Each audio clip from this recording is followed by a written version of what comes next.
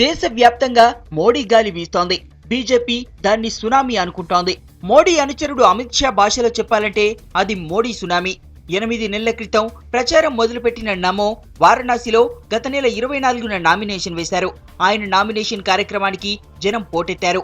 దాంతో వారణాసి అంతా కాషాయ వర్ణంగా మారింది.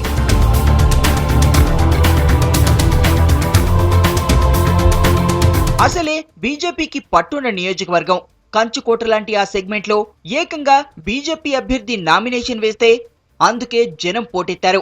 దాంతో గెలుపు ఖాయమైపోయిందని, అసలు మోడీకి పోటీయే లేదని అంచనా వేసుకున్నారంతా. ఆమ్ ఆద్మీ పార్టీ అధినేత కేజ్రీవాల్ పోటీలో ఉన్న గెలుపుపై ధీమాగా ఉంది కమలదళం.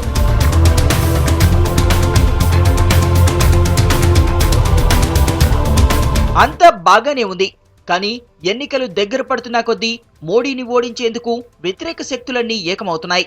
హిందూ ఆధ్యాత్మికవేత్తలు కొందరు నమోని ఓడించడమే లక్ష్యంగా పావులు కదుపుతున్నారు. హిందుత్వవాది ముసుగులో ఉన్న మత ఛాందసుడు మోడీ అని ఏకిపారేస్తున్నారు. అంతేకాదు గుజరాత్ అల్లర్లను సాకుగా చూపి విమర్శలు ఎక్కుపెడుతున్నారు. హర్ హర్ మోడీ అని పిలుపునిస్తున్నారు. హిందూ ఆధ్యాత్మికవేత్తలు పూరి శంకరాచార్య, స్వామి అదోక్షానంద్ దేవ్ తీరాత్ లాంటి వాళ్లు తమ అనుచరులతో హర్ హర్ మోడీ అన్న ప్రచారాన్ని ముమ్మరం చేశారు. लोगों के जान माल की सुरक्षा, उनके विकास की शपथ ली थी, लेकिन उन कुछ महीनों के अंदर ही सबसे बड़ा कुकृत्य, जो कि धर्म और कानून दोनों में ही सबसे बड़ा कुकृत्य है, इंसान की हत्या करना। इंसानी नरसंहार के दोषी हैं नरेंद्र मोदी, जिन्होंने नेताओं को घरों में जलवा दिया था। उन बच्चों की हत्याएं भी हुई थी, पेट चीर चीर करके, जो जन्म ही नहीं ले पाए थे।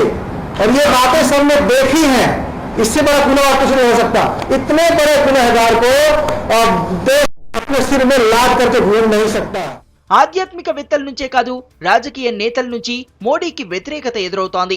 బీహార్ సీఎం నితీష్ కుమార్ ఆప్ అధినేత కేజ్రీవాల్ తో టైఅప్ అయ్యారు. మోడీని ఓడించడమే లక్ష్యంగా ఈ ఇద్దరు నేతలు ఒకటయ్యారు. ఓవైపు దేశవ్యాప్త ప్రచారంతో హోరెత్తిస్తున్న మోడీకి వారణాసి వ్యవహారం మింగుడు పడనివ్వడం లేదు. ఇప్పటికే ఉత్తరప్రదేశ్ తో పాటు ఢిల్లీలోని కొన్ని యూనివర్సిటీల్లోని విద్యార్థులు మోడీ కేజ్రీవాల్ గ్రూపులుగా విడిపోయి వారణాసిలో ప్రచారాన్ని హోరెత్తిస్తున్నారు. దీనికి తోడు ఆధ్యాత్మిక గురువులు, వాళ్లతో పాటు నితీష్ కుమార్. ఈ నెల 7న జరిగే పోలింగ్ నాటికి ఇంకెన్ని వ్యతిరేక శక్తులు ఏకమవుతాయో, అవన్నీ మోడీ గెలుపుకు బ్రేకులు వేస్తాయా అన్నది తేలాలంటే ఈ నెల 16 వరకు ఆగాల్సిందే.